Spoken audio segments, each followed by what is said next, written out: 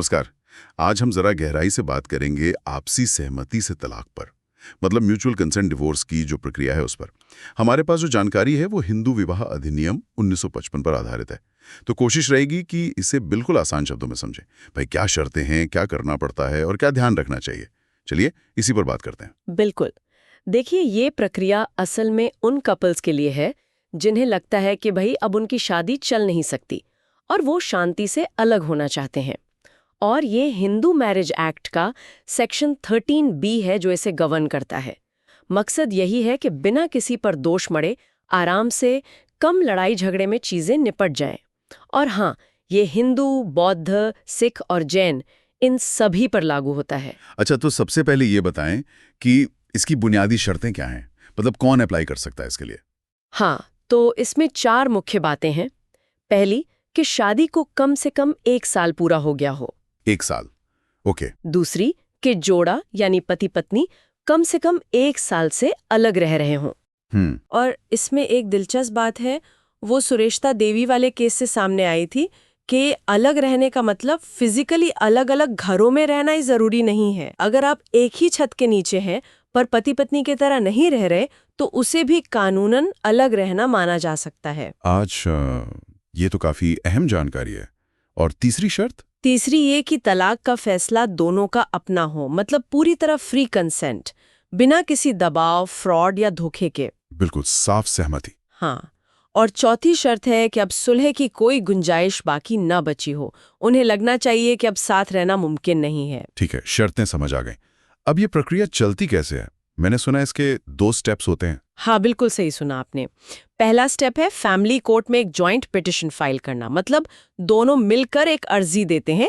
इसमें शादी की डिटेल्स होती हैं, कब से अलग रह रहे हैं वो बताना होता है, और सबसे जरूरी जो आपसी समझौता हुआ है, बच्चों की कस्टडी, गुजारा भत्ता, प्रॉपर्टी कैसे बटेगी, इन सब पर। अच्छा, वो सब पहले ही तय करना होता है? हाँ, वो सब अर्जी में लिखा जाता है और साथ में कुछ डॉक्यूमेंट्स भी लगते हैं। जैसे शादी का certificate, identity proof, address proof, शादी की कुछ तस्वीरें, पिछले 3 साल के इनकम टैक्स रिटर्न्स और 1 साल से अलग रहने का कोई सबूत।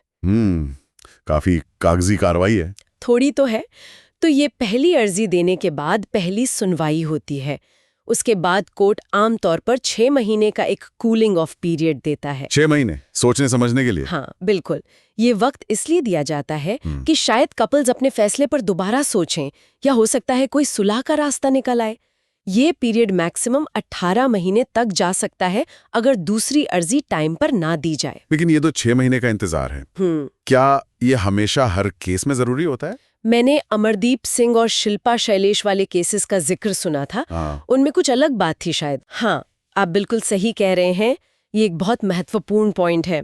सुप्रीम कोर्ट ने इन्हीं मामलों में ये साफ किया है कि ये 6 महीने का पीरियड मैंडेटरी नहीं है, मतलब पत्थर की लकीर नहीं है, बल्कि डायरेक्टिव है। अच्छा, तो मतलब इसे माफ भी किया जा सकता है? हाँ, खास परिस्थितियों में।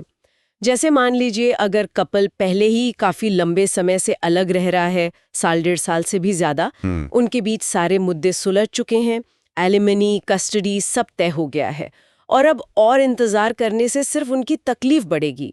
तो ऐसे में सुप्रीम कोर्ट अपनी स्पेशल पावर, जो संविधान के आर्टिकल 142(1) में है, उसे इस्तेमाल करके इस 6 महीने के वेटिंग पीरियड को वेव ऑफ कर सकता है, यानी माफ कर सकता है। ओह, तो ये फ्लेक्सिबिलिटी भी है सिस्टम में। अच्छा है।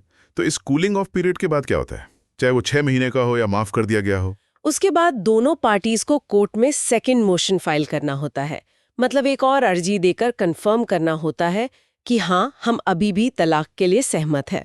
अपनी सहमति दोहरानी पड़ती है? बिल्कुल। फिर कोर्ट सब देखती है। अगर वो संतुष्ट है कि सहमति अभी भी बनी हुई है, फ्री है और जो भी समझौते हुए हैं वो फेयर हैं, तो फिर कोर्ट तलाक की फाइनल डिक्री पास कर देती है। इसी से जुड़ा एक और सवाल है, सहमति वापस लेने का। क्या कोई भी पार्टी बीच में अपना मन बदल सकती है? हाँ, और ये बहुत ही जरूरी पहलू है। कोई भी पार्टी, पति हो या पत्नी, फाइनल डिक्री पास होने से ठीक पहले तक किसी भी वक्त अपनी सहमति वापस ले सकता है। फाइनल ऑर्डर साइन होने से पहले तक? जी हाँ, हितेश भटनागर वाला केस इसी बात पर जोर देता है कि सेकंड मोशन के टाइम पर भी वो आपसी सहमति मौजूद होनी चाहिए। अगर एक पार्टी भी पीछे हट गई तो पिटीशन खारिज हो जाती है। बल्कि एक सोर्स में तो उड़ीसा हाईकोर्ट के एक हालिया फैसले का भी जिक्र था कि बहस पूरी होने के बाद भी, लेकिन डिक्री पर दस्तखत होने से ऐन पहले तक सहमति वापस ली जा सकती है। तो ये पक्का होना चाहिए कि अंत तक दोनों राजी हों। बिल्कुल। और जो बड़े मुद्दे हैं, जैसा आपने बताया, एलिमनी यानी गुजारा भत्ता, बच्चों की कस्टडी, इनका फैसला कैसे होता है? ये सब आपसी सहमति से ही तय होता है। एलिमनी की कोई फिक्स्ड रकम नहीं होती, वो कई चीजों पर निर्भर करती है। शादी कितनी लंबी चली, दोनों की उम्र क्या है, कमाई कितनी है, हेल्थ कैसी है, वगैरह वगैरह। और बच्चों के मामले में तो बस एक ही चीज देखी जाती है, बच्चे की भलाई किस में है। Welfare of the child is paramount. इन सारे एग्रीमेंट्स को अक्सर एक MOU मतलब मेमोरेंडम ऑफ अंडरस्टैंडिंग में लिख लिया जाता है। अच्छा। एक सैंपल पिटिशन का जिक्र था सोर्सेज में, उसमें करीब 5,40,000 रुपए के सेटलमेंट और कुछ गहनों के लेन देन की बात थी। तो ये दिखाता है कि एग्रीमेंट कितने स्पेसिफिक हो सकते हैं। तो कुल मिला के अगर हम देखें तो ये जो आपसी सहमति वाला रास्ता है, ये कंटेस्टेड डिवोर्स यानी जिसमें झगड़ा होता है, उससे बेहतर क्यों माना जाता है? देखिए, फायदे तो साफ है। सबसे पहला, झगड़ा कम होता है, कड़वाहट कम रहती है। दूसरा, टाइम और पैसा दोनों बचते हैं। कंटेस्टेड डिवोर्स सालों चल सकते हैं। हाँ, वो तो है। और तीसरा, मानसिक तनाव बहुत कम होता है। और सबसे बड़ी बात यह है कि पार्टियां खुद बैठकर अपने भविष्य के अहम फैसले लेती हैं, ना कि कोर्ट उन पर कोई फैसला थोपता है। उन्हें अपनी शर्तों पर अलग होने का मौका मिलता है। सही कहा। तो अगर हम इसे समेटें तो हिंदू मैरिज एक्ट के तहत ये म्यूचुअल कंसेंट डिवोर्स अलग होने का एक व्यवस्थित, शांतिपूर्ण तरीका तो है, लेकिन इसमें यह जरूरी है कि आपसी सहमति हो, कानूनी शर्तें पूरी हों, और ये जो वेटिंग पीरियड या सहमति वापस लेने वाली बातें हैं, इनका भी ध्यान रखा जाए। हाँ, बिल्कुल। और जैसा हमने डिस्कस किया, कोर्ट्स ने जो फ्लेक्सिबिलिटी दिखाई है, जैसे वेटिंग पीरियड को माफ करने की पावर, उसने इस प्रोसेस को और ज्यादा प्रैक्टिकल बनाया है। सही है। आज की इस पूरी बातचीत से एक सवाल जरूर मन में उठता है कि एक तरफ तो अदालतों ने ये लचीलापन दिया है, वेटिंग पीरियड माफ करने जैसा, और दूसरी तरफ शादी को बचाने, सुलह की गुंजाइश को बनाए रखने की भी एक जरूरत होती है। तो इन दोनों के बीच, खासकर आज के बदलते हुए समाज में, सही बैलेंस कैसे बनाया जा सकता है, ये एक सोचने वाली बात।